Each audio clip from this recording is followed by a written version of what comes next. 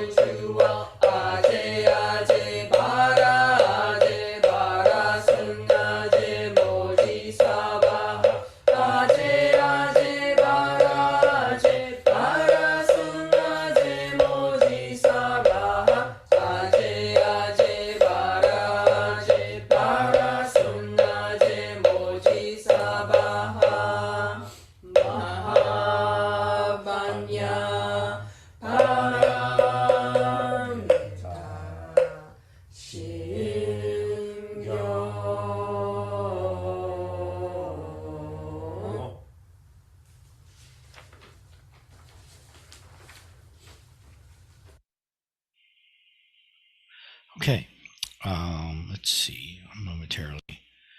Yeah, it's recording and we're all here. And so before I jump in, if anybody has any questions or comments or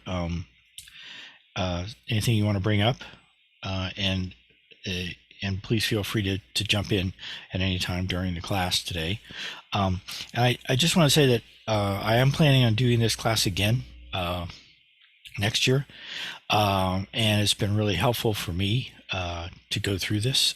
You've all been very helpful to me and everyone else who's participated. And if you do have any suggestions, ideas, or any kind of feedback at all about how this can be improved, or if you just want to be positive, you can say, tell me something that actually worked really well for you. But either way, it'll be very helpful for me to hear any feedback like that. And so, Kurt, yeah, if I may go ahead, ask Joe. a quick question. Yeah, sure.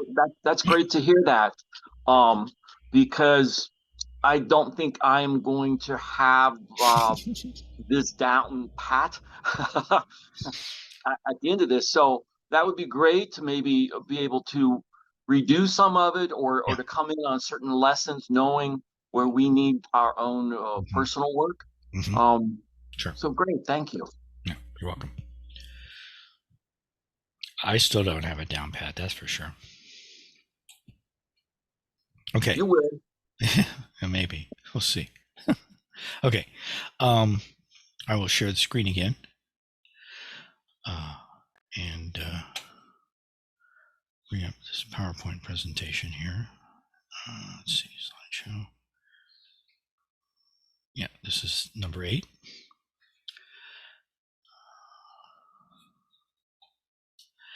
Now, so this is the 8th class. This is, we do 30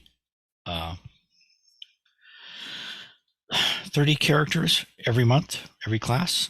And so that means by the end of this class, we will have covered 240 characters, which is 2/3 of what we're covering. There are a few characters that are being added along the way that are not actually in the Heart Sutra. And there'll be some more of those in this lesson. But this is the part of the Heart Sutra that we're covering. Lines 13, 14, 15, and 16. And of course, the line numbering is somewhat arbitrary. It corresponds to the way that I'm used to seeing it written out when I chant it, when I have a little sheet to chant it with. And so if you have a different lines, this is the one that we're using, and we're using it consistently throughout the class. It is October 7th, and this is the schedule of the remaining classes. There's only 4 left. Last one will be on February 3rd. And like I said, I'll be starting over again in March of next year. At least that's my plan. And today, as usual, we'll go from 3 to 3:35, have a 5-minute break. This 10-minute break, I usually end up making it a 5-minute break. And that would be one thing that people could complain about if you want to, but I think 5 minutes is enough. We get 2 5-minute breaks. I think that's good enough. So this is the part of the Heart Sutra where when we chant it, it sounds like mu ange neji mui shike mu mu myung young mu mu myung jin ne ji mu no sayong mu no sajin mu go jim yoto mu ji yo mu duki. And what we're saying in Sino-Korean is no realm of eyes, and so forth, until no realm of mind consciousness, no ignorance, and also no extinction of it, and so forth, until no old age and death, and also no extinction of them, no suffering, no origination, no stopping, no path, no cognition, and also no attainment with. And then this line is a cliffhanger. Also no attainment with. We'll find out next month what else there is. And one of the things we'll learn today, is how to say and so forth in Chinese, among other things. So there's actually a lot of stuff that's in this section. This is a very meaty section of the Heart Sutra. Eyes, let's see, we've already done eyes, ears, nose, tongue, body, mind, color, sound, smell, taste, touch, etc. But now we're getting into even more things that are being negated. Lots of moos, and even moo-moos. Moo. We'll talk about why we have double moos in this section of the Heart Sutra. And just to further kind of hopefully orient us, this is this is what the entire Heart Sutra written out, using the line numbering that we're using in this class. And we are on lines 13 and 14 and 15 and 16 in the dark blue. And this is month 8. Okay. So, and this is all of the characters that we'll be covering tonight, all together with their pronunciation in Sino-Korean and brief definition. A lot of the definitions that are being provided in this class are quite brief, and I try to, as a general rule, Chinese characters often have a wide variety of meanings, and I really try to provide the meanings that are most relevant to what's being said, chanted in the Heart Sutra. Um, yeah. So, and we will visit each of these characters in the course of the next 2 hours or so. Speaking of which, so here's the we're of course, and let me just emphasize that right now, we're of course skipping over characters that we've already done. So we've already done Mu, we've already done An. So Mu is no, An is I, because we already said no eyes, but now we're saying no realm of eyes. So we have to get the character for realm, which is Ge. This is realm is realm is a translation that's used in the translation that I'm used to using. There, this can also be translated as element, and that we will actually see that later on when we look at this the meaning of this character. So, as usual, and this is one thing that I find really not just helpful but really necessary, is to look at how the characters are constructed. The character Ge is made up of the character Jun, which has already been covered, and the character Ge, which has not been covered. So Ge means element or realm, and Jun means a field. Okay, and Ge means between. This is and actually this is one of those characters where if you look at it, you can kind of see how it means between. I don't know. And this is a really common word in modern Chinese, as is John, field. Now, of course, field we've seen before, and I started, and I didn't have time to finish this in preparing for this class, but I started writing down the numbers for every character, not just for the new characters, and I will complete that on these slides as soon as I possibly can, just because on this particular slide, all of the characters and components are given their number, even including ones that were introduced back in the very first lesson, like Il and Biol, and let's see, any other character, yeah. But I don't number old characters if they appear more than once. So you only get one time. But anyway, so Ge, the new character, first new character 211, 211, is made up of Jun and Ge. And then each of those components can be broken down. Each of these is not just a component, but is a standalone character that you will see in written Chinese. And each of them can be broken down further. Jun, of course, is made up of we and ship, the box, and 10. So we meaning circle, ship meaning 10. And this character is made up of 3 components. The hat on the component is in, and this is one of the ways that you will find in used as a component sometimes in characters. It goes on top. It's like a little hat. And each of these 2 legs, they're actually not the same. So this is a biol, a slash, because it kind of curves like this. And this stroke here, or component, is just a straight up and down line. So there is no curve to it. So it's not the same as the other leg here. And it's biol. And so on this slide, there are 3 characters that are marked with green asterisks. And the reason why they're marked with green asterisks is because these are not characters or components that are being assigned as part of this class. So we've never really covered this as as one of the that's also why it doesn't have a number. So this green asterisk goes where a number would be. If so, these are, I don't consider them to be components that are necessary to really learn in and of themselves. You won't see these written as standalone characters anywhere, and they're not that often. Often they don't even have a standard pronunciation or meaning. This one does. It's gun or gon actually. I think gun is more or less the Mandarin pronunciation, meaning rod, which is what it looks like. It sometimes actually I think can be used as a number one, but it usually is not. Usually one is the good old ill over here. But I want to be as systematic and consistent in this class as possible. And so wherever we're breaking characters down and one of the components is not something that we've covered as a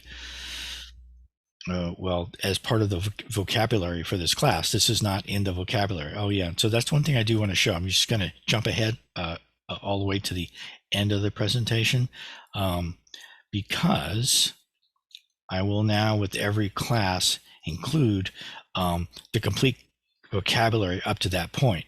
And so if you were going to look for gon, that rod character, in this vocabulary list, it's not there. And that's why I want to mark it with and any other character or component that shows up that's not part of our vocabulary list. I want to make sure that you don't go looking for it and wonder why you can't find it. And the reason why you can't find it is because it's not there. Now, so is that more or less clear? So the reasoning behind it is just that, and so I'll talk a little bit more about the reasoning behind it in this character right here, because for the character ne, which is the first part of ne ji, which is the Chinese word for, or one of the Chinese words that means and so forth. This ne, I did not want to decompose it and show its components, but I had to, because in order to show what the radical is. The radical for this character is biol.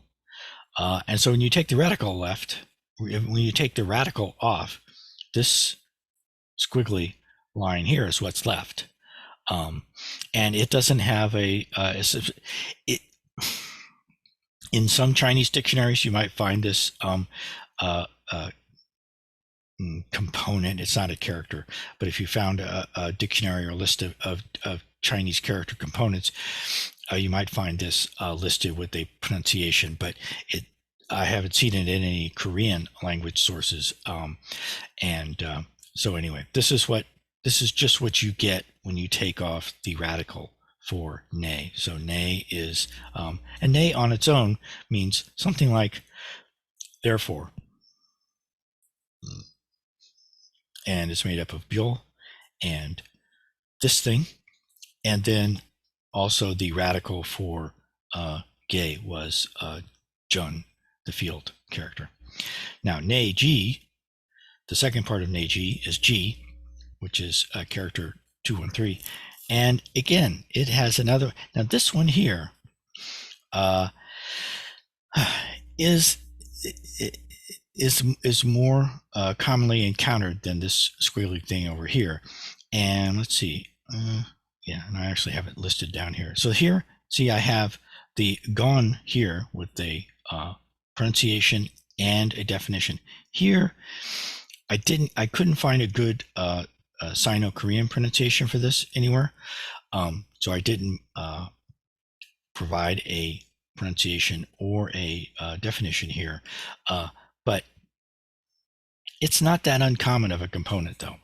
And it's made up of two components, il and, let's see, sa. That's right, for self, right here.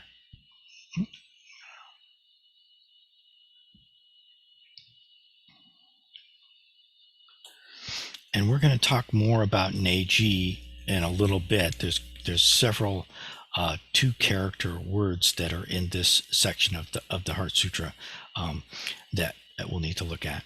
Okay, so and so in addition to this thing, The other component of G is just good old To, meaning earth. Now this is the character for bright, Myung. Myung is a my old Dharma name was Myung Shim, a bright mind. Uh, then my teacher changed it. I guess he thought I wasn't that bright anymore. I guess he had, he changed his anyway. And it's really nice. So the character for bright is made up of the character for sun and moon, both of which have been covered. Oh man, I didn't put numbers on. I should have put numbers on these, but I will. I'll clean this slide up very soon. And of course, moon is not broken down further. This is wol and il. And then, well, and I always refer to this as sun, but it's more commonly used as the character for day. And in, I think this is correct. In Korean, il is day, right? Is il day? Yeah. Okay. So there are a lot of words in Korean that are that come from Chinese, but there are also a lot of words in Korean that are not from Chinese, and so sometimes the Koreans will have there'll be a Korean pronunciation for a character, and it will be associated with the meaning of that character in Chinese. But when let's see. Oh well, we'll probably encounter examples of that. But just because this means this is pronounced ill and means sun or day doesn't necessarily mean, although in this case it is the case, that in modern Korean people will actually say ill for day. And then of course it's made up of we and ill. Ill. This is another one of those phonosemantic compounds, where one of the components has the meaning. One of the components has the pronunciation, which is ill. In this case, the other component kind of has the meaning. This means circle. So the sun is the big bright circle in the sky, right? You know. So one of the components gives it the pronunciation. The other component has some indication of the meaning.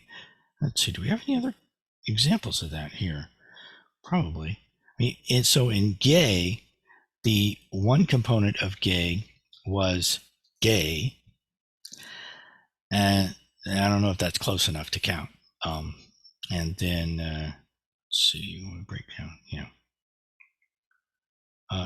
Once you start looking for phonosemantic compounds, you can't find them, or at least that's my experience. Is when I'm looking for them, I can't find them, and then when I'm not looking for them, they show up everywhere.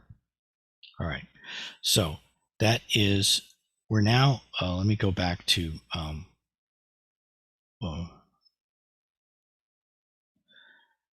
Muange Neji Mui Shige. Okay, so we've gotten Ge and Ne and Ji and how did I get Myung in there? I skipped ahead. Yeah, okay.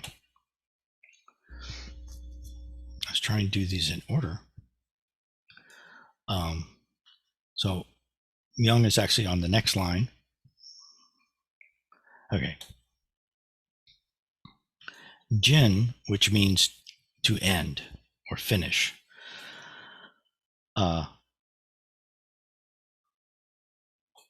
Has so here is yet another case of a component that isn't on the vocabulary list, but it's a radical form of a character that I'm assigning as part of the let's see, is it a radical form? No, okay, we will get to it. So since it's the radical of brush, which is pronounced yul, it has the same pronunciation. So radicals have the same pronunciation as the character that they are a radical of. This is the full character here, which we'll cover on its own right when we get to it. So this is Jul, and this is the part that sits on top of Jin. And the part in the middle of Jin is Hua for fire. This is the radical form of fire. And then the thing that sits on the bottom of Jin is Myung, which means a dish or a vessel. And so these two components have been covered previously. This is a new one, but it will be assigned not in its radical form, but as the standalone character form. But those are the three components of Jin, and they don't really break down further than that.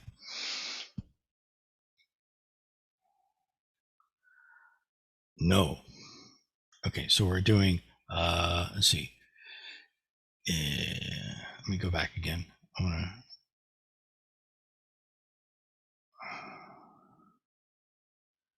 No, we're all the way down here now. No. Okay, so Neji Mu no Sa Yok Mu no Sajin. So this is from the line, and so forth until. So the actually, so this probably should be and so forth until Neji. No, old age and death. So no is old age, and Sa is death. And also, this is the character for also, no old age and death end. Oh yeah, the end is up here as well, right? So no ignorance and also no extinction of it. Oh yeah, I didn't skip any. Yeah, okay. So, because all of these characters have been covered previously. I think. We'll find out.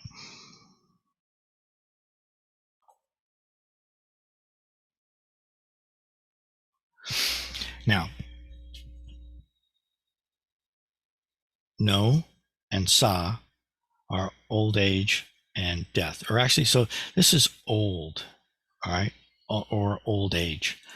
And we're going to, I'm going to talk more about this character later on in the class because the pronunciation of this character in Mandarin is something like Lao.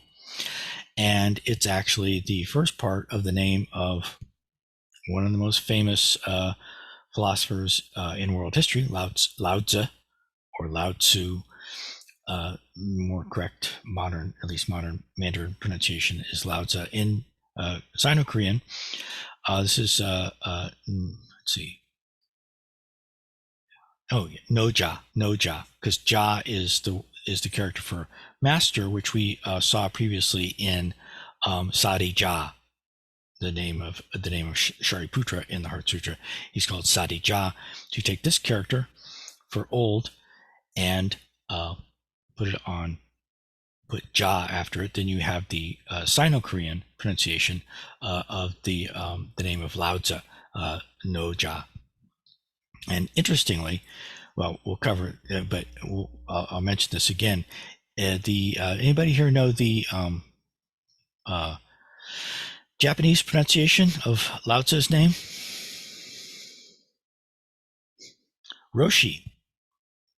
So Roshi in Japanese just means old master. And that's how Zen teachers are often referred to, senior Zen teachers. So a lower level Zen teacher will just be referred to as sensei, possibly, or something else. I don't know. But the more senior Zen teachers in Japanese are referred to as Roshi, which is the same as a Japanese name for Lao Tzu, because Lao Tzu's name just means old master, and Roshi just means old master. Anyway, all right. So, no is broken down into two parts, one of which is also no, and this is a radical form for this character, radical and a component form, and then which we've covered previously, but we didn't. It has a number on it, 171, and the bottom part is this little thing, B, which means spoon or dagger. And it also shows up. In fact, it shows up in the next character as well. This component form of no, which also means old, is made up of to, and biol. So you just you kind of take the toe and squish it, right? Make it, flatten it almost completely, and then just put a slash through that part of it. And that's how the no component is formed. In This is sa, so this is no, old or old age, sa, death. And actually, so this is another two character combination that we're going to talk about. Just like in English or any other language, compound words are often just made up of the two. Compound words are often constructed very logically. So there's a compound word in Chinese that means old age and death. And that compound word is made by putting the character for no together with the character for death. And that just means, but that compound word also can mean to die from old age. We'll talk about that as well. So, but this is death. This is the character for death, or at least one of the characters for death in Chinese. And it's pronounced sa. And it's made up of this component that might look kind of familiar. We have covered this component previously, sok, which is actually in a component of one of the characters in the title of the Heart Sutra. When we say Mahabanya Bara Mil Ta, the T in Ta is just made up of two of these soks stacked on top of each other. But if instead of stacking two of these soaks on top of each other, you take an ill and put it on top, then you make this different component, which is day, which means bad or evil. And then we have another one of these B's over here, which means a spoon or a dagger. So in this case, let's see, sa is made up of sok, and B is made up of evil spoon, evil dagger. Well, so yeah, I don't know. You can see how in terms of meaning, there's some input from the components, especially evil. But in terms of the pronunciation, it doesn't. I don't see it. And then ill and sok, or no, day. I'm sorry, day. This is day. This is sok. Right. Okay. So ill and sok make up day, and day is the radical. Oh, and just want to point out, so for no, it itself is a radical, and for jin, the radical is young. All right, so the fourth character on this slide is the character for origination. Okay, so there's no stopping. Let's see, where are we? I want to go back. I want to keep at this. No realm of eyes and so forth until no realm of mind consciousness, no ignorance. So we did. Oh yeah, we haven't. I haven't talked about this yet. We brought in the character Myung, Mu Myung, which literally means not bright. That's the character. That's a two character word for ignorance. We'll talk about that again later. How are we doing on time? It's almost time for a break. Old age and death, extinction. Let's see. Yeah, right. So that's where we are. Yeah. So forth until no old age and death, and also no extinction of them. All right. Oops.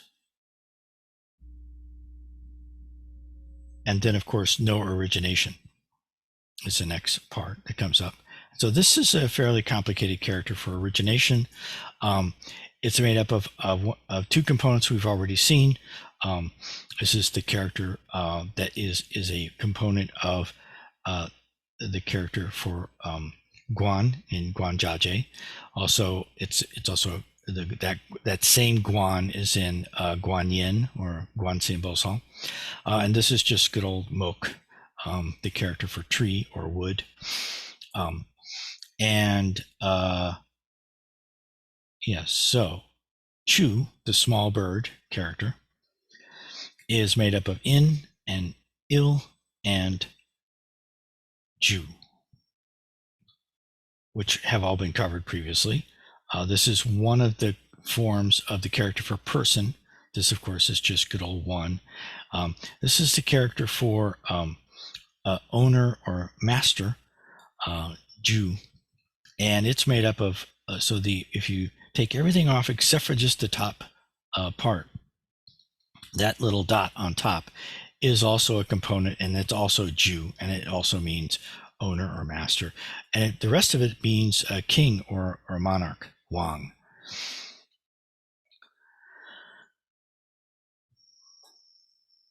All right, so now we should take a 5-minute break, come back and cover the rest of the characters, and then also talk about some special topics that we need to cover for this week. So we will now start a 5-minute break.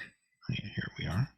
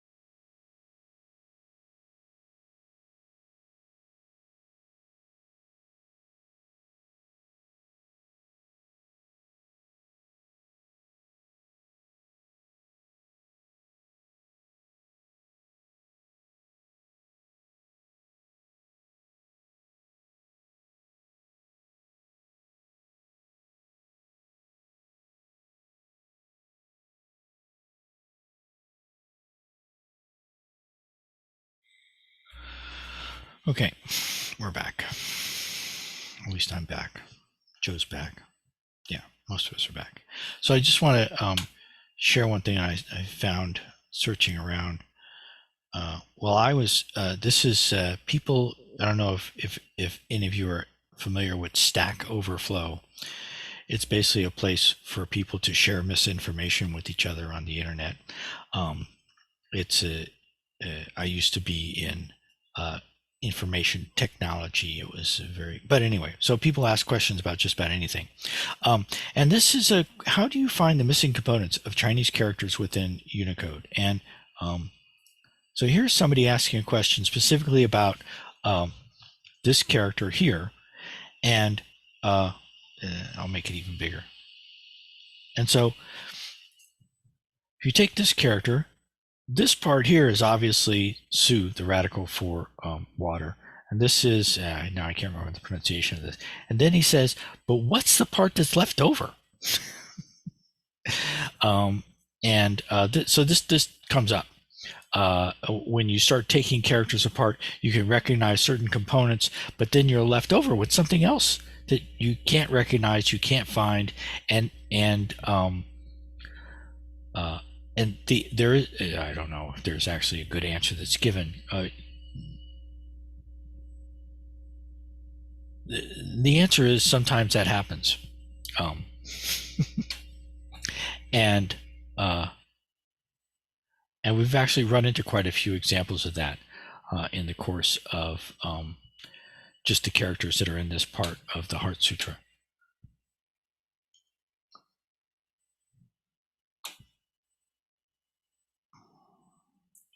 All right. Oh, yeah, we're past this. We did. Yeah, I finished breaking down JIP, which is origination.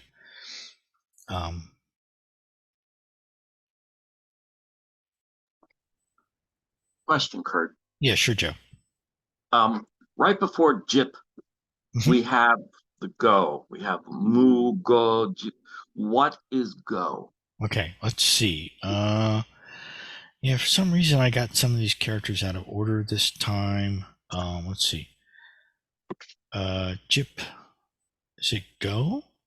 Oh well, so go.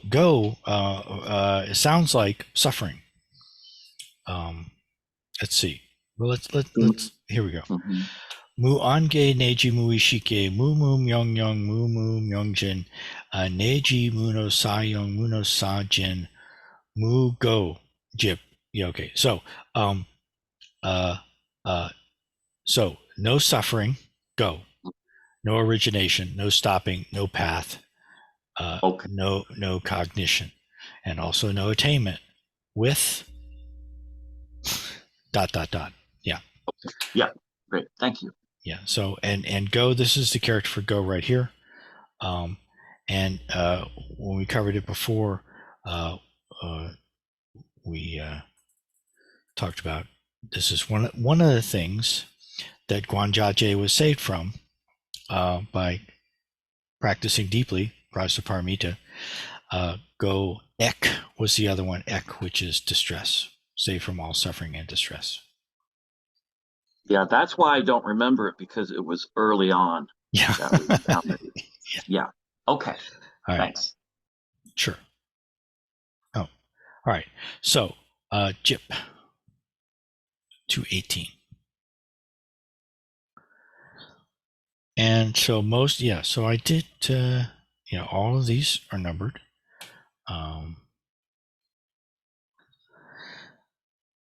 Now, there's no origination. Okay, so what is being negated here in this part of the Heart Sutra? This is interesting. No suffering, no origination, no stopping, no path. These are the Four Noble Truths. So, it's interesting that the Heart Sutra has a lot of know this, know that, no eyes, no eyes, no ears, no nose, no tongue. But it's also saying no suffering, no origination, no stopping, no path. The first noble truth is the truth of suffering. The second noble truth is the truth of the origination of suffering.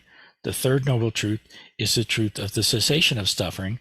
And the fourth noble truth is the truth of the path that leads to the cessation of suffering. And the Heart Sutra is saying none of that. Well, and so it's yeah. So it's important to just from a Buddhist point of view to have an understanding of what's going on here. Um, uh, the Heart Sutra is being taught by Avalokiteshvara, who is the Bodhisattva of compassion, and she's teaching the Heart Sutra to Shariputra, who it's implied or it's understood Shariputra is kind of hung up on all these concepts and teachings and needs to get beyond that point of being attached to those words and concepts. At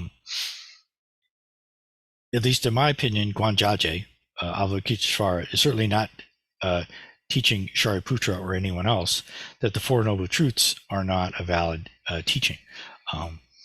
What she is teaching is that no matter how valid a teaching is, if you latch onto it and blind yourself to everything else, then it becomes an obstruction. My purpose in teaching this class is not to explain the Heart Sutra in all of its deep philosophy and ramifications, but I do feel like it's important to point out what's going on in this part of the Heart Sutra. It's saying no suffering, no origination, no stopping, no path, which is a direct reference to the Four Noble Truths in a negative sense. But I also feel obligated to say that doesn't mean that the Heart Sutra is teaching that the Four Noble Truths are not true. So what is it teaching? That's the part I'm going to leave out. That's the part that I don't pretend to have any great understanding of, let alone an ability to explain it to anybody else. But it's the Heart Sutra, so it's good to know what's going on. All right. Speaking of interesting things in this part of the Heart Sutra, here is the character for another Do, but this one is not suffering. This is the Tao, the way. And so, since we are using in this class the Sino-Korean pronunciation of the Heart Sutra, and since we're on the character for Tao or Do, the way, usually capitalized, the South Korean flag is very interesting in terms of the symbolism that's displayed on it. You have in the center of the flag, of course, probably the most recognizable symbol of Taoist teaching. And then you have around it four very recognizable symbols of Confucianist teaching, I think. I don't know if the I Ching is considered Taoist or Confucianist or both. I think they both claim it, as do Buddhists as well. But these are three of the eight trigrams of the I Ching, and here are their names. Just wanted to, so the characters do not appear on the South Korean flag, but I wanted to put them there to label the trigrams and give you their basic meaning and their pronunciation in Sino-Korean. Since we're talking about the character for the Tao, the way. So this is Do, and it's made up of, this character means best, first, chief, highest, most wonderful. And this means, this character has, or component has different meanings. It can mean walk, but it also means path. So this is the Tao is the best path, you could say. And this character, this is a new character. It's pronounced Su, and that's what it means, Beth. This is Chak, and it means to walk or something that you walk on, such as a path. And the rest of these are characters that have been covered before. This is one of the versions of the component form of cho, which means grass. It's made up of pal. This is a component form of the character for 8. And this is il again, which shows up a lot. This, of course, is one of the characters in Guanjaje's name. This is the ja part of Guanjaje, which means self. It's made up of biol and mok, another mok, which means I. It's pronounced the same as the mok, which means tree. And mok is made up of a box with 2 lines in it, and the 2 lines are E. And I thought that the character for Dao deserved its own slide, so I put it there. And and the component, and this is also the radical of the character for Do.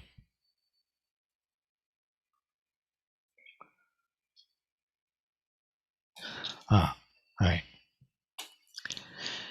Shik, character for this is G. Sorry, which means to know, and this one of its components is also pronounced G and also means to know.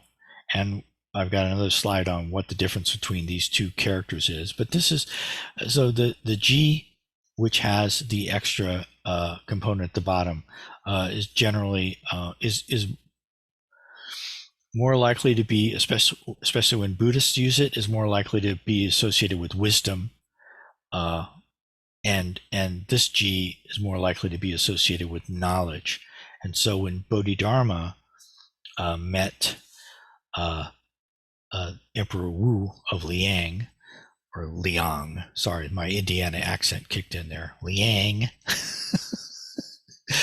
Emperor Wu of Liang, when Bodhidharma met Emperor Wu of Liang, the very end of that exchange between them was when it apparently in frustration, after not receiving the kind of answers he had expected from a great Buddhist teacher, Emperor Wu of Liang asked Bodhidharma, "Just who are you?" And Bodhidharma answered, Mu Ji. Or Mu Shik. No, that was Shik. That's see, I told that story for nothing. Yeah, this is a different. There's lots of. I had a slide in the last class on different characters and Chinese words for different types of knowledge and different words representing different mental states. So this is Ji, not Shik. Yeah, and because what Bodhidharma said was Mu Shik. Anyway, sorry about that. Went on a tangent for nothing. So G is made up of G and il again. And then this G, which is a new character, is made up of this is an arrow, C, or actually, it's not usually. I should have written this as she. So when and I'm actually going to talk about this a little bit tonight. When in Sino-Korean, or in Korean, when the letter S is followed by the vowel E, it's pronounced more like the SH in English. Sh. So technically, this is a correct transliteration, but usually I and most people will write it as SHI because it's actually pronounced she. Anyway, so G is made up of G and il, which is sun, and that's the radical. This G is made up of she and gu, good old gu for mouth, and this she is made up of biol, and this this is good. This is another new character, Chon, heaven.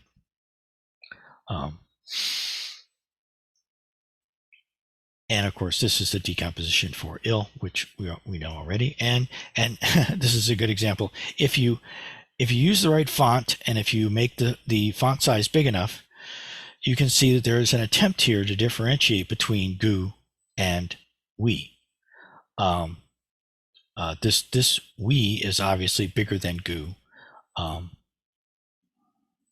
But when you're in most of the time, they're well, and even here, unless your attention is being drawn to it, it can be difficult to tell the difference or close to impossible. Anyway, so the next character, duk, which means to obtain or attain. And that's made up of, this is chuk, or is this chuk, or is it, yeah, this is chuk, which is one of the little components that means to step.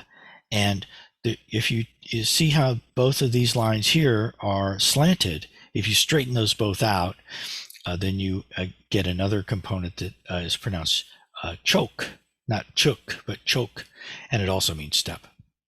And that other component has already been covered as well. And that's the radical of duk, and so one of its components is also pronounced duk, and it also means to obtain or attain. And then it's made up of, this is another new character, dan. So this character means dawn. So it's fairly easy to remember its pronunciation because it's pronounced dan, and it means dawn. And it's also fairly easy to remember its meaning as long as you remember that this top part is the sun. So if you put a line under the sun like the horizon, then you get the Chinese character for dawn. And of course, that's made up of the character for il and sun and il for one. And then this component here, chon, is inch, and that's also been covered previously. And I will go back and number all the components and characters on all of these slides, including the old ones, to make it easier for people to look them up in the vocabulary. And now we have the character for with or therefore, and this character actually has it's a, depending on context, can have a lot of different meanings or uses in Chinese. In this particular, and actually in different translations of the Heart Sutra, you'll find it being translated in different ways, which is pretty common for the characters in the Heart Sutra. But here in the translation that I'm most used to using, it's translated as with. And just to, as a spoiler alert for what's coming up in the next class, we say no attainment with nothing to attain. And so in the next line we have here, there is no attainment. This is attainment. This is the attainment. This is the so this is the G here. Another translation of this G, which means to know or wisdom, is consciousness. Okay, and I'll talk about that too a little bit later when we are talking more about the various two character combinations that show up in this part of the Heart Sutra.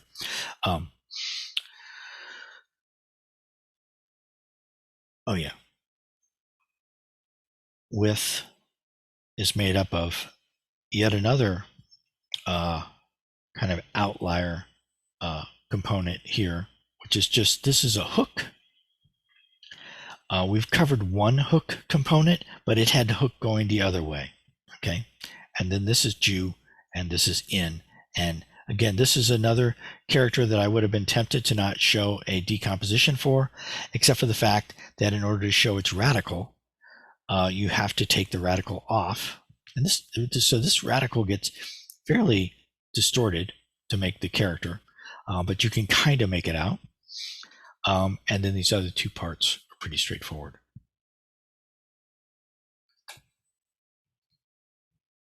All right, so that's, like I said, this is the cliffhanger. This is the last character of this section of the Heart Sutra that we're covering.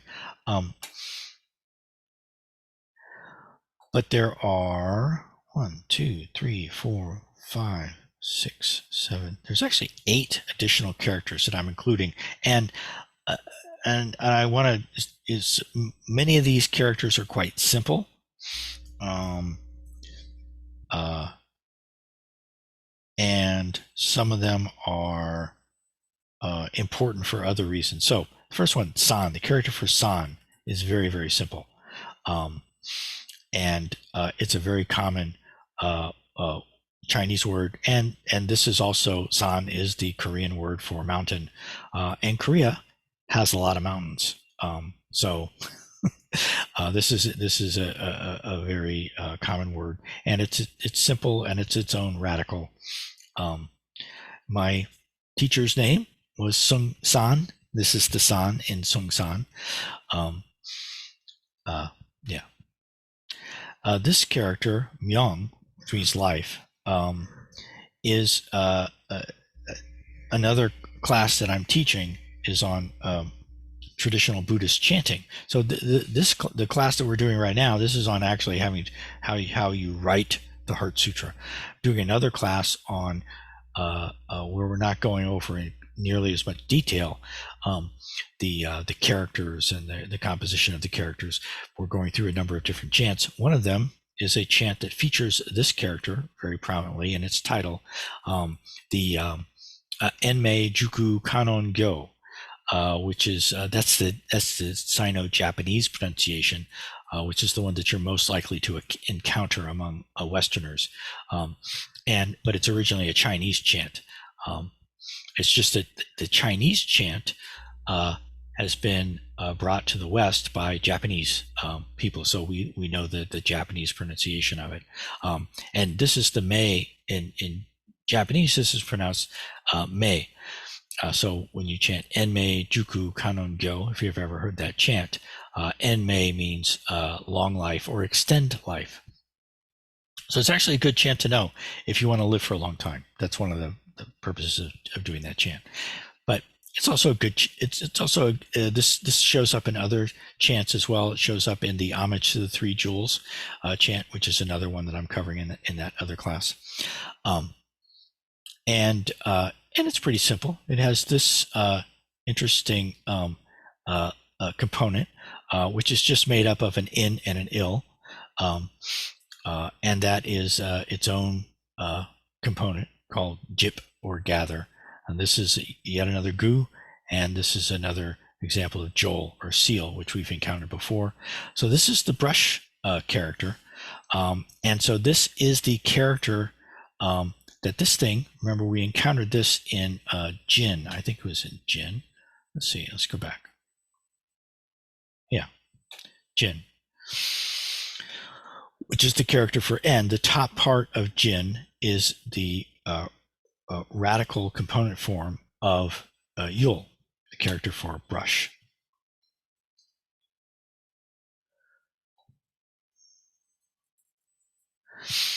And so this is the full standalone character form, and it is its own radical.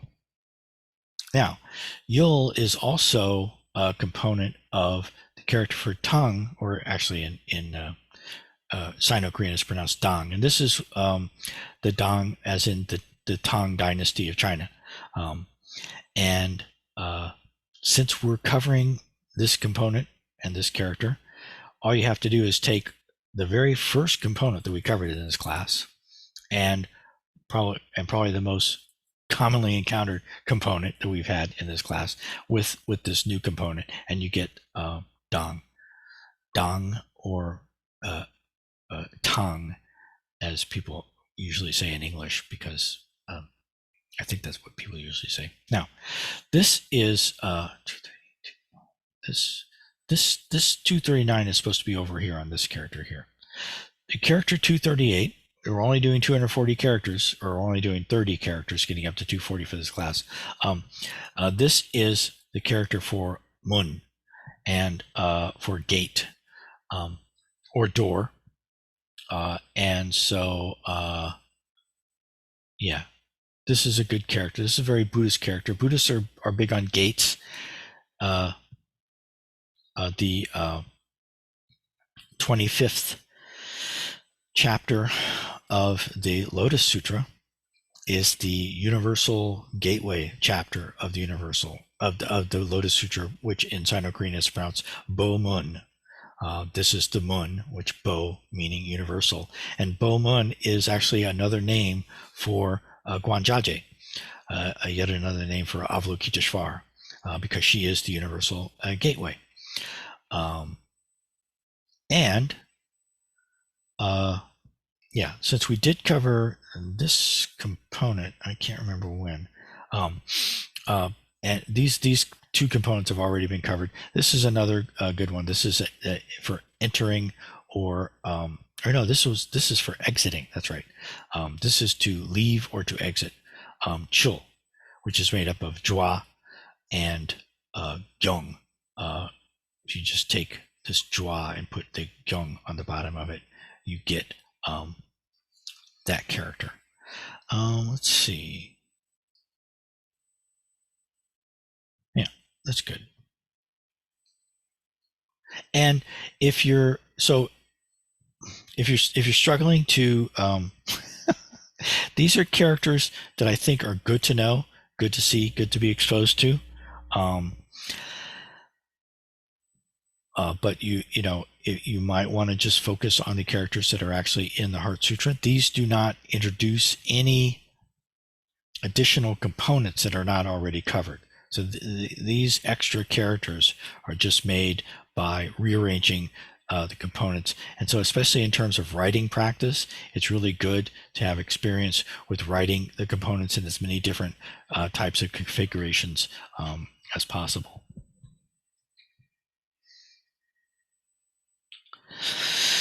All right, as I've mentioned several times, this section of the Heart Sutra has a number of two-character words in it, and sometimes it's not that necessary to know that a character is part of a two-character word, because it still kind of makes sense even if you just look at the individual characters. So this is a good example. No sa, old, death, or old age, death. That's exactly what this means. Now, mu myung, once you know that in Chinese, not bright means dumb or ignorant, just like it does in English, then it makes sense. But if you didn't know that, you wouldn't necessarily know that this is a standard way for Buddhists to refer to ignorance. All right. And now, neji, the first part here means hence or then, and the second part means to arrive. And so this definitely you wouldn't necessarily know means and so forth. Okay, and then the first one, so ange, doing these a little bit out of order, but let me go through them more systematically now. Ange, I, realm. Okay. Now it turns out that in modern Chinese, ange is a not necessarily commonly, but it's found. If you, for example, one of the ways to determine whether or not you have, in fact, so I'm going to, okay, I'm trying to experiment here. Oh, good. If you take, everybody can see my screen now, right? I'm sure. Yeah, okay, good. So if you take these two characters,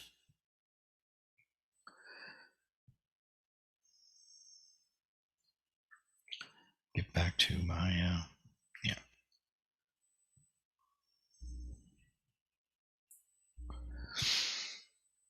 And just put them into a search field of a search engine, such as Google or DuckDuckGo or whatever you want to use.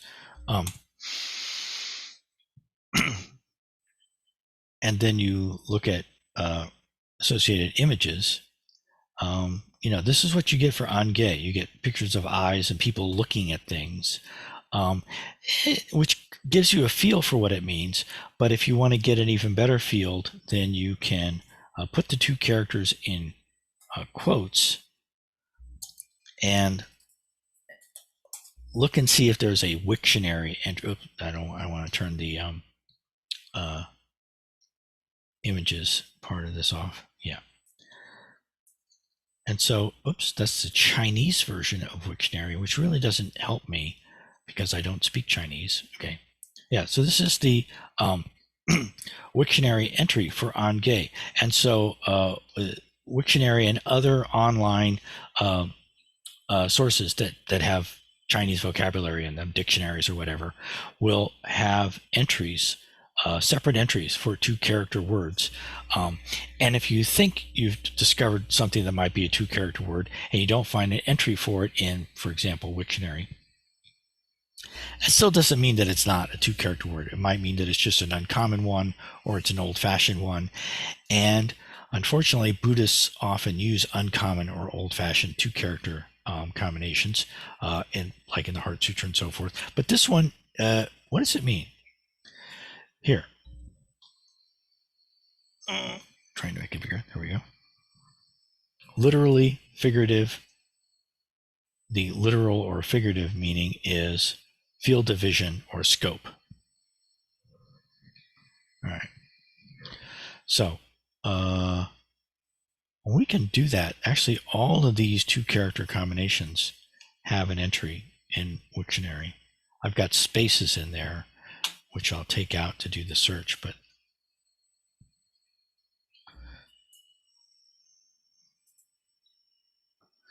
so this is Neji, and it has an entry, and it means even if, go so far as to the extent that.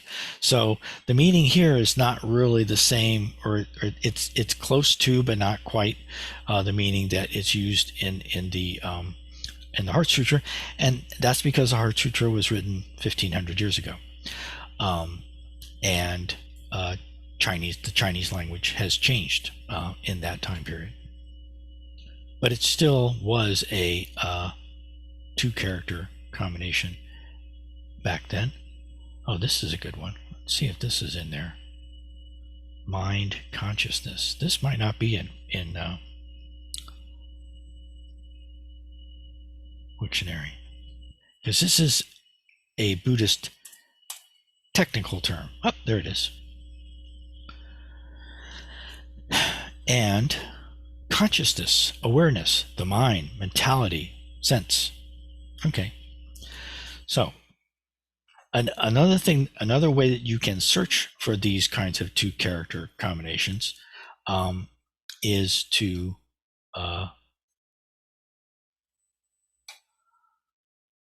especially if you have a 2-character combination that may or may not be some sort of Buddhist technical term, then be to look in the Digital Dictionary of Buddhism.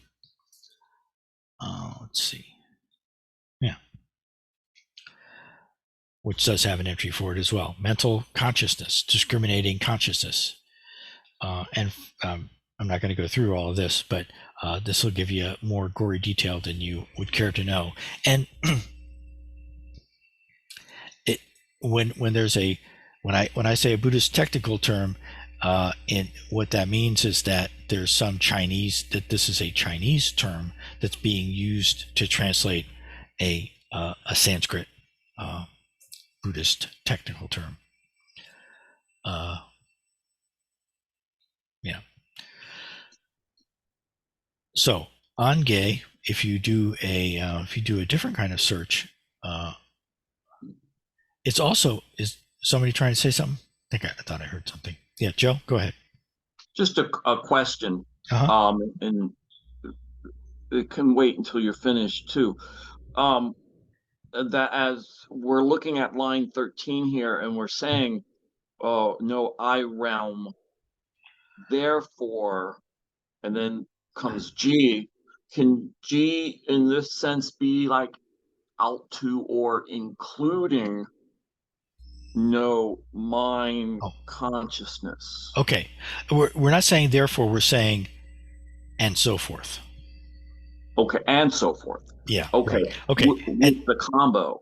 yeah. So in Actually, so it it would be good for us to take another 5 minute break now and come back and finish up. That's a really good thing to talk about because one of the things that's happening in this part of the Heart Sutra is not only is it referring to the Four Noble Truths, it's also referring to some real basic uh, uh, fundamental teachings in Buddhist psychology. So when we say eyes, ears, nose, tongue, body, mind, color, sound, smell, taste, touch, object of mind, um, those are actually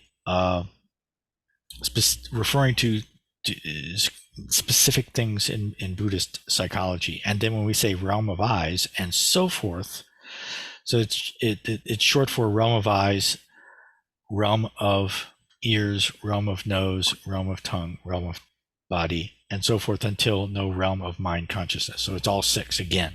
Um, Right. we'll talk about that after the break, okay? Okay, great.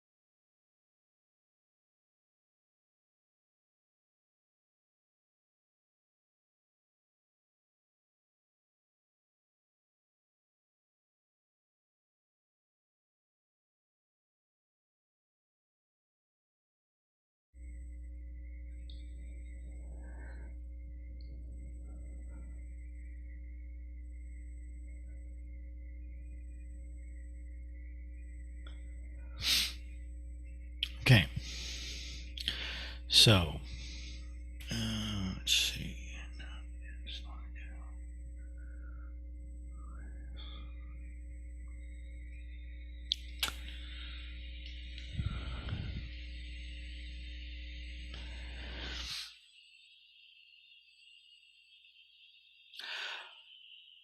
So, realm of eyes in in modern spoken Mandarin. Uh, it can mean field of vision. Here's a book called Realm of Eyes in Chinese. I really don't know what this book is about, but I found it somewhere. And it does have this helpful English translation of the title, Field of Vision. So it still doesn't tell me really. I don't know what the book is about. This is there's a very popular Chinese pop singer named Gigi. She has a hit called which has Realm of Eyes in the title of the hit. The full title means Open Your Eyes, or at least that's the way it's kind of translated into colloquial English. But anyway, so this is a real two character combination, both in the classical literary Chinese of Xuanzang and in modern spoken Mandarin. And oh yeah, and then the next two character combination, which is really what we were starting to talk about before the break, Neji, which means and so forth. So here, previously, we've gone through the six senses. This in Buddhist psychology, the mind is considered a sense organ in and of itself, and so we said no eyes, no ears, no nose, no tongue, no body, no mind. No sound, no color, no sound, no smell, no taste, no touch, no object of mind. And so the organs, the sensory organs, were first listed, and then the objects of the sensory organs, the things that the sensory organs perceive, were listed. And sometimes in Buddhist psychology, it stops there. But in a more complete version of Buddhist psychology, in addition to the organs of perception and the thing that is perceived, there is also the mental and don't quote me on this, but the mental activity of perceiving, and there's a we'll get to that. But by this point of the Heart Sutra, Xuanzang or somebody just decided to say and so forth. So it doesn't say no realm of eyes, no realm of ears, no realm of nose, no realm of tongue. It says no realm of eyes and so forth until, so this actually should say and so forth until no realm of mind consciousness. And so here, another thing that's, and this is mind consciousness, which we saw is a, at least according to Wiktionary, is a standard, even in modern Mandarin Chinese, a standard two-character combination to mean consciousness. Here, what's being referred to as the realm. Oops, I have to remember not to click on things when I don't intend to. This is, give my laser pointer. That's what the laser pointer is for. Here, realm or gay and consciousness are, or this is shik, we shik, are kind of playing the same role. But what's really being referred to, and there'll be a separate slide on this, is the full-blown 18 elements of perception, which I'll show in another slide once we get done looking at these two character combinations. We talked about Mu Myung, so there's Ange, realm of eyes, or field of vision, Neji, and so forth, hence and then arrive. So this arrive part is important, because this really should say and forth, so forth, until, up to you get to something. And then oh yeah, let's see. Oh yeah, we shik up here, mind consciousness. Now, and here, this is a case where it definitely is a being used as a technical term. There's a specific Sanskrit equivalent of Vishik, which is Mano Vijnana. At least that's what the Digital Dictionary of Buddhism told me. And Mumyong, ignorance, literally not bright. No Sa, old age and death, to die of old age, literally the character for old combined with the character for death. And here, and when I say combined, we're not squishing the characters together to make a new character. We're leaving the characters as characters and combining them in the sense of putting them side by side and treating them as a unit that has a meaning that that has to be understood on its own. You can't just rely on the separate meanings of the individual characters taken by themselves. Sometimes, if you read about or study Chinese language more formally, sometimes that's referred to as a binome, B-I-N-O-M-E. But I don't use that term because I don't know, because there's, it's a technical term and I don't really know the technical definition of it. But if you just call it a two-character combination, that's what it is. That's just a description of it. So now here's an updated, actually when going through this section of the Heart Sutra, I found two more two-character combinations. This is kind of my master list of two-character combinations in the Heart Sutra. The ones that are highlighted in green are ones that were not included on the previous list. So in last month's class, on slide 716, there had been a list of two-character combinations, and then in the fourth class on slide 4.5 there was another list, and I keep adding. So every time I add it, I'll make a new slide and show which are the new ones. We're now up to 25 two-character combinations in the Heart Sutra. Oh, and as promised, now this is the character Gay, which is a new character this month. This is the character Ship. This is the character Pal. And one of the ways of making Chinese numbers is this is 18. This is just like writing a 1 and an 8 in the way we write numbers in English, but they write the character for 10 and the character for 8 after it. If you wrote this, I think if you wrote this before it, it would be the character for 80. But I don't quote me on that. This is the 18 elements.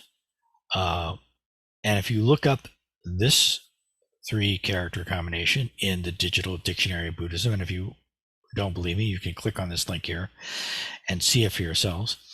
The 18 compositional elements of cognition of the objective world, that is, cognition of the objective world. And it includes the 6 sense faculties: eyes, ears, nose, tongue, body, mind. They're objects, color, sound, smell, taste, touch, object of mind, and the related consciousnesses. Okay.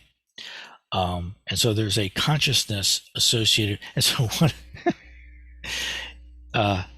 if you ever want to really confuse yourself, or at least this is the case for me, study Buddhist psychology. One of the ideas in Buddhist psychology is each of these 6 consciousnesses operates independently. And at least in some of the things that I've read, the idea is only one of them can be thinking at a time. Anyway. All right.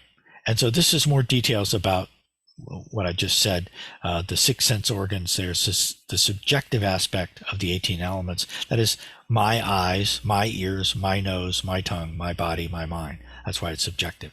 They're mine. Um, the sensory fields. So here's the sensory fields, which in this explanation, it's saying the sensory fields is only being used to refer to eyes, ears, nose, tongue, and body. And then the thought field is treated separately. But really, this should just say the six sensory fields, because in Buddhist psychology, the thought field is just another sensory field. And then the functions, the related functions of them. And so really, at least as far as I can tell, from when we say unge, the realm of eyes, I think, could be interpreted as referring to all three of the elements associated with vision: the organ, the object of what is perceived, and the consciousness that's associated with it. But then when it says and so forth until, and this is here, this is mind, we, shik, this is consciousness specifically. This is not just the realm of mind. This is the consciousness, the mind consciousness, as opposed to the eye consciousness, the ear consciousness, the nose consciousness, the tongue consciousness, and the body consciousness, which is a little funny in if you're not born and raised a Buddhist and not steeped in Buddhist psychology, and in English, consciousness is usually thought of as something only for the mind. Okay, I think that's enough on these. Does anybody have any questions or anything else you want to say, or does anybody know any more about Buddhist psychology than I do? It's actually not. It's interesting. I find it tremendously frustrating to try to read about and have any comprehension of, but it's actually quite interesting. And the people who have written about this kind of psychology are not bookish dilettantes. These are great meditation masters who have studied their own minds very, very, very meticulously, and have looked at these different consciousnesses and what's going on, and are reporting back on what they found with the hope that other people might find it useful in their own practice. Or at least that's how it appears to me. All right. Oh, good. Now, one thing that I think is good, now that we've got 240 characters under our belt, this is similar to a slide that I used last month, but I've expanded it a little bit. In the Four Great Vows is a very common text in Buddhism. It's actually written within 100 years or so of when Xuanzang wrote the version of the Heart Sutra that we're studying. This was written by Zhi Yi, who came a little. Now I'm forgetting my history. But anyway, here in the Four Great Vows consist of a title which has 4 characters. This means 4 great vows, and this is yet another 2-character combination that means vow. And then each of the 4 great vows has 7 characters. And so what's highlighted in green is all of the characters in the 4 great vows that are also in the Heart Sutra. What's highlighted in yellow is all the characters that are also found in this other little chant down here, the Evening Bell chant, which is, so I know the Evening Bell chant by way of the Korean tradition, but it's originally a Chinese chant, and it's a very commonly chanted in Buddhist temples in China, often in the morning. So it's not, it's a bell chant. For whatever reason, at least in the subsection of the Korean Buddhist tradition that I'm familiar with. This one is used in the morning, and in the evening there's a much this one is used in the evening. In the morning, a much longer bell chant is chanted, at least the way that I've been taught. But if you trace this chant down, and find its historical origins, and find it, and it's still practiced today in Buddhist temples in China, and in parts of the world where there are Chinese-speaking people practicing Buddhism. Anyway, once again, all the green characters are characters in the evening bell chant that are also found in the Heart Sutra, and all the yellow characters are characters that are also found in the Four Great Vows. And then I mentioned back when we were talking about this character here, Young, for life, I mentioned this chant, the Kanon Sutra, which is the full title of this is the Extend Life 10 Phrase Kanon Sutra. There's actually 1, 2, 3, 4, 5, 6, 7, 8, 9, 10 lines, and this is the title. So there's 11 lines if you count the title. And here I've just highlighted, I couldn't find any, I didn't spend too much time on this, but I didn't find any that were just in the evening bell chant, but not in the Four Great Vows, or no. Yeah, these are in green. I've highlighted in the 10 phrase Kanon Sutra, all the characters that are also in the Heart Sutra. And I only found one character, which happens to be the character for Buddha, that's in all four. It's in the Kanon Sutra, it's in the Four Great Vows, it's in the Evening Bell Chant, and it's in the Heart Sutra. And that kind of makes sense. But it's I think it's good to find, here, this is the character for Guan in Guan Jiaje, the same as the character in Guan Yin. This is, of course, the character for Sutra. Here's Guan again. Here's Mu. Mu shows up a lot too, but there is no Mu in the evening bell chant. I couldn't find a Mu in here. Anyway, so it's good to, and let me just show you one thing.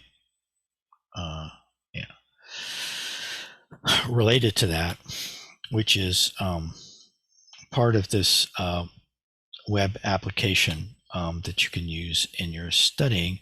Now here, I'm just gonna refresh this, have a fresh start, and click on Heart. Up here are selections of different texts that I've actually entered into the database for this application. And right now I'm displaying the Heart Sutra. This is the Heart Sutra here. If you go and you click on, I said Buddha was in all of them, right? So let's find Buddha in the Heart Sutra. Here's an instance of Buddha. So one of the things that is displayed up here, in addition to the pinyin and the Korean pronunciation and the number of strokes, and also this is the number in the class, the numbers that I'm assigning to each character and component, the meaning and the radical, but also listed is the what's called here the locations, which this one is found in the Yebul, which is the Homage to the Three Jewels chant, the Kanzeon chant, that's the Kanon Sutra, also known as the Kanon Sutra. It's found in the Four Great Vows. It's found in Kwanzaa Bosal chanting. It's found in Jijang Bosal chanting.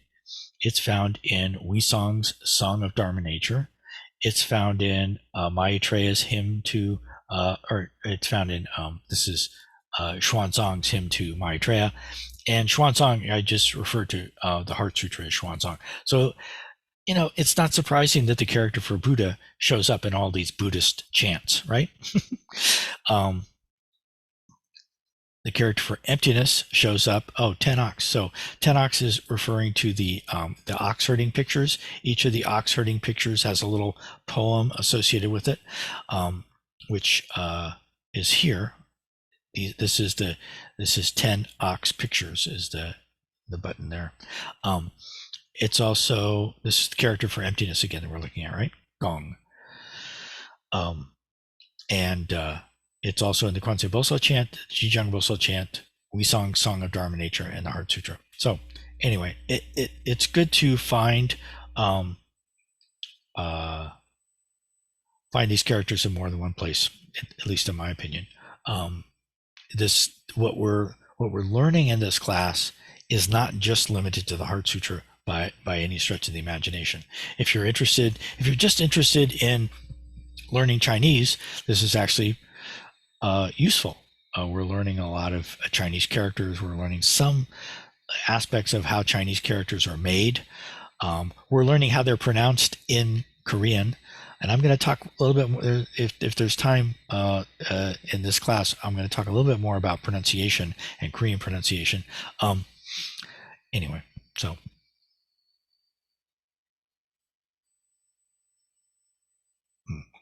I'm going to go back into slideshow mode again from the current slide.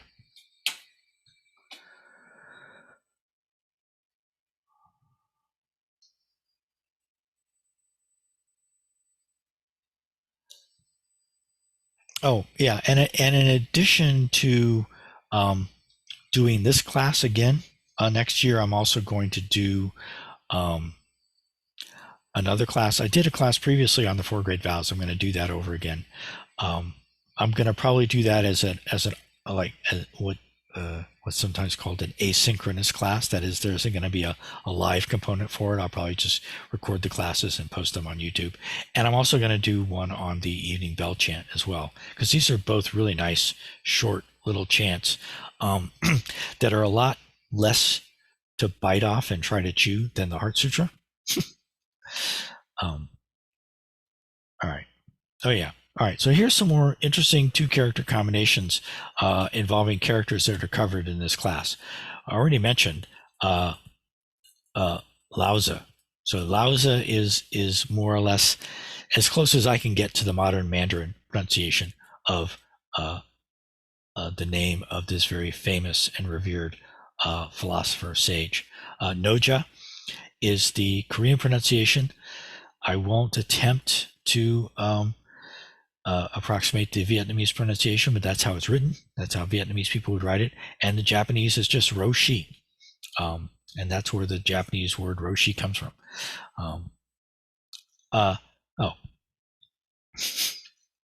So we did cover the character for Sa, or death, already.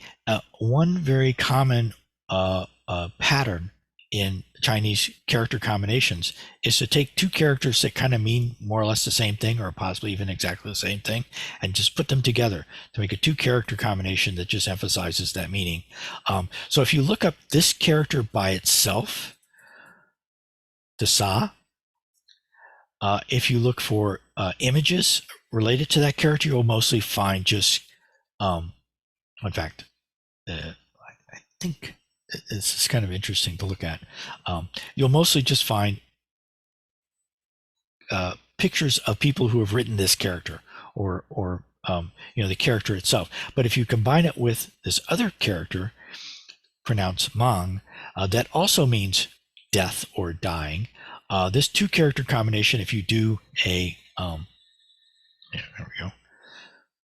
If you do a search on that, you'll find spooky pictures or scary pictures or violent pictures representing death and dying, because that's usually how people refer to death and dying in modern Chinese, is with this 2-character combination.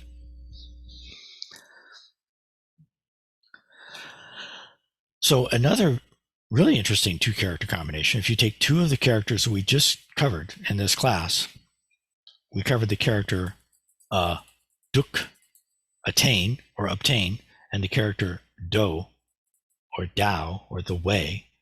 If you put those together, you attain the Tao.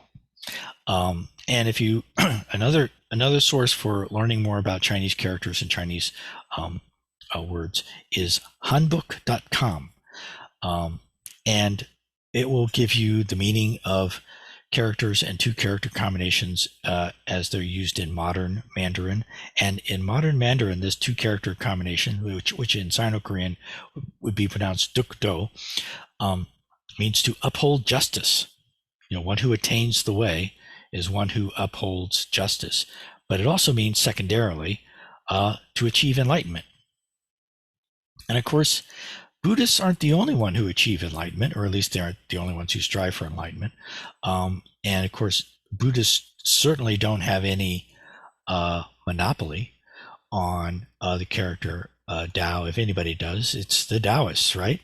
And so if you look for images related to this two character combination, you'll find Buddhist images and possibly Taoist images of people who either are enlightened or are working on it, which I would argue is includes all of us. Um, all right, just a little bit more on these two characters, both pronounced G. Both can be translated as to know. Whenever I don't know what else to do, I definitely, and even when I do know what else to do, I always want to check in with the Digital Dictionary of Buddhism to see what it has to say. And so here, this G is being used as a translation of the Sanskrit jnana, however that's pronounced. But it is also used to translate prajna. And so prajna as in prajna paramita, as in wisdom with the capital W in the teachings of Mahayana Buddhism. Buddhist discourses commonly bifurcates cognition into pure, non-discriminating, and discriminating cognition. So pure, non-discriminating awareness and the usual kind of awareness that's necessary for, going to the grocery store, etc. And then this other G usually means to understand, cognize, be aware of, to know in a more usual sense. Generally speaking, this G is used to translate vijna, to know, and the other G is used to translate vijnana or prajna, wisdom, arising from. But this distinction is not always uniform, especially in the rendering of Abhidharma and Yogacara texts. And Charles Miller this distinction is attributed to Charles Miller. Other knowledge, awareness, consciousness, wisdom, what has been perceived. Okay, so and if you want to check out, I've truncated these definitions from the online digital dictionary of Buddhism a little bit, but here are the direct links to get to them. And whenever you go to the digital dictionary of Buddhism, some of their information is somewhat password protected, but all you have to do is type in guest as your username and guest as the password, GUEST. And there might be a limit on how many lookups you can do in a day, but I've never encountered that limit. And I make frequent use of it. So don't freak out if you're trying to look something up on the digital dictionary of Buddhism and it asks you for a username and a password. Just type in guest and guest. All right. So now I just want to spend a few minutes talking about transliterations. If you're familiar with the Korean version of the Heart Sutra, you've probably seen at least slightly different transliterations from the one that I've been using in this class. In fact, I usually use a transliteration that's slightly different from the one that I've been using in this class. And so what I've got here is the first two lines that we're covering this month with the Hangul. This is the Hangul, and then the what is now the official standard transliteration, which is what I have been making my best effort to use in this class. And then as this is the revised romanization, and it's commonly referred to as just the RR. This IR is a term that I made up myself for the informal romanization. Informal being the kind of the what do we think it sounds like? Which is what people did back in the mid 70s when Zen Master Sung San was teaching people how to do these chants. They needed some sort of a transliteration, a romanization that people could just look at, who didn't know Korean, didn't know Chinese, didn't know anything. but had shown up at a Zen center, and now we're being told, okay, now it's chanting time. Okay, um, and so it's these are very close. One thing that is quite different is that there's lots of these asterisks in the informal romanization, and at least to me, it's not always clear what the function of the asterisks are. Um, and one of the really nice things about transliterate about the Sino-Korean is that in Sino-Korean, every character has exactly one syllable, and that syllable corresponds to one Hangul syllable. And also, another good thing about Hangul fonts, like Chinese fonts, are all monospaced. So it's really easy to line up Chinese characters and Hangul syllables, and then it's good to then your transliteration should match up, and so you should have a ideally you, ideally you should have a one to one a systematic correspondence between your transliteration and the Hangul that a native Korean speaker could just look at this and just be able to read that right off without any trouble.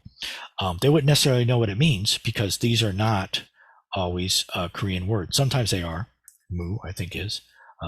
Although I just found out the other day, I'm actually taking a Korean class now, and Namu, which I've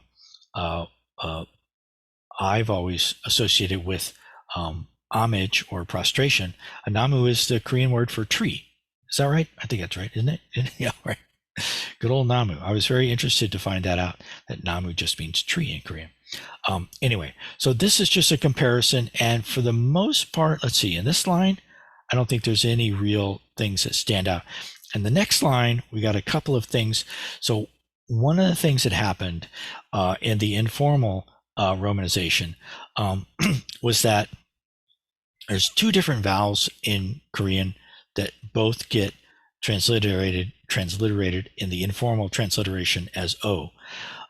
They don't sound the same in Korean, and they are different. This is one of them, something like or aw.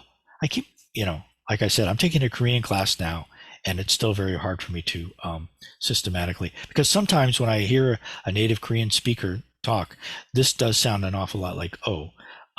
But here it shows up here, and again here, and again here. So here's some differences. Also, yeah, the way that final consonants in Korean are pronounced is also a little funny, and I'm not going to go into any detail on that. It's just that the way that this K or K, G, G says, this Hangul is, I don't want to go into too much detail here.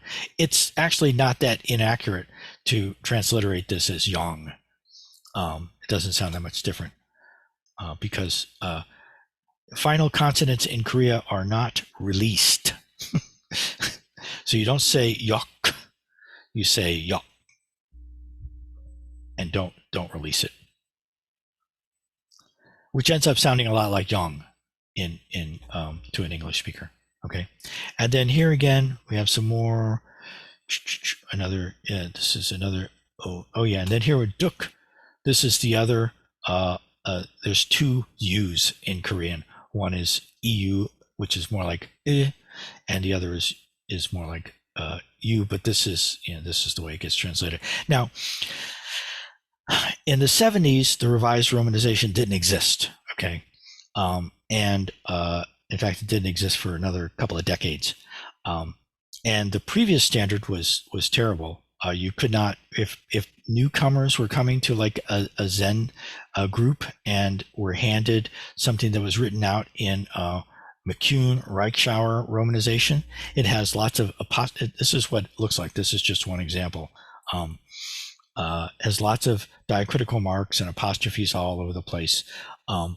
In the revised romanization, and so this was necessary in the old system to have anything that was approximating an accurate transliteration.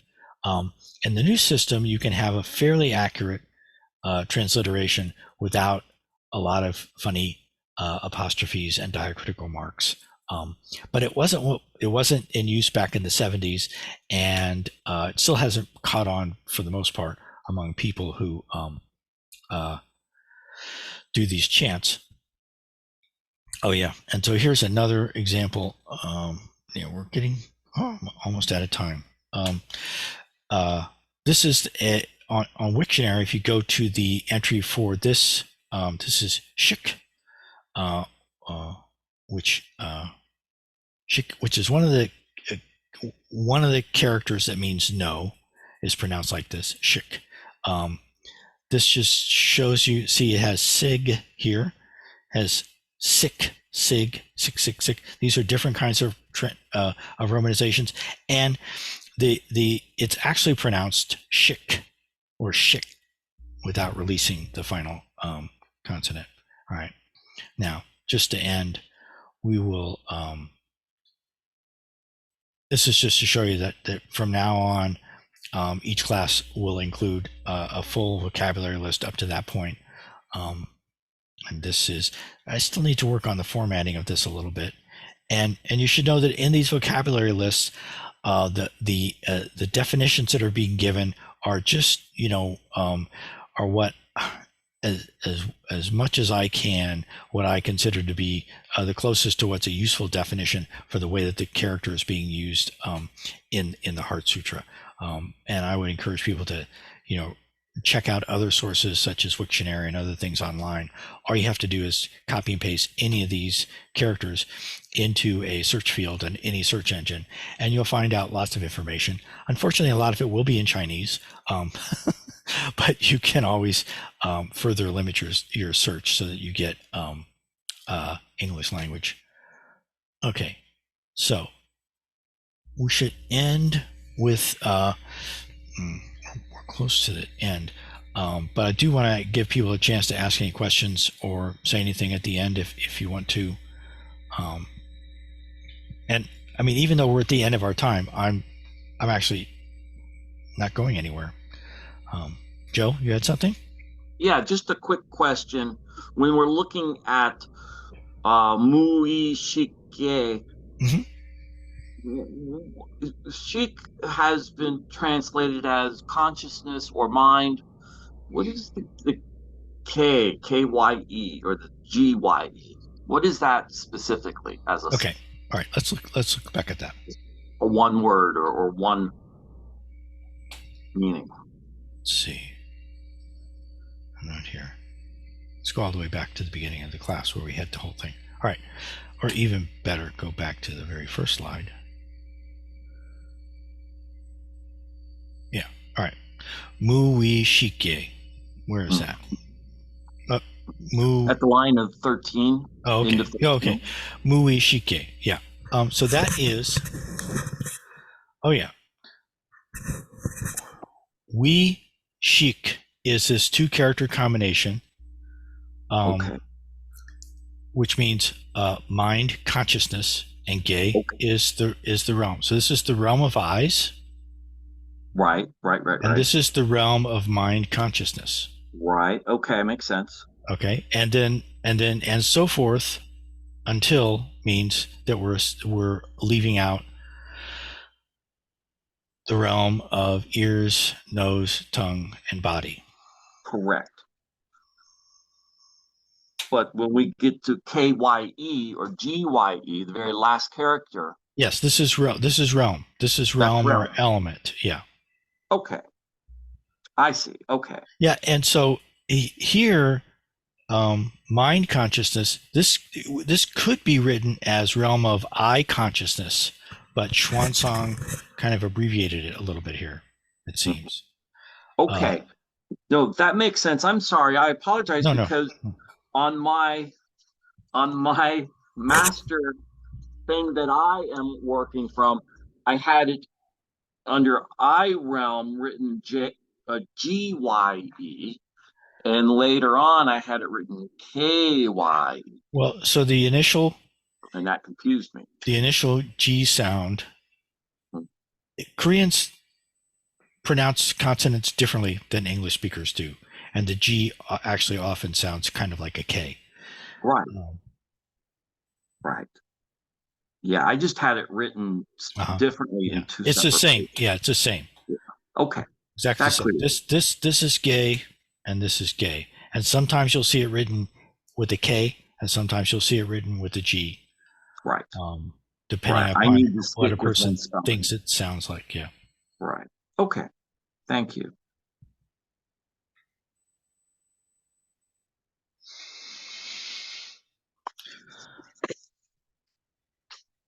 Any other questions? I do want to uh, end with have a little bit of an ending, proper ending.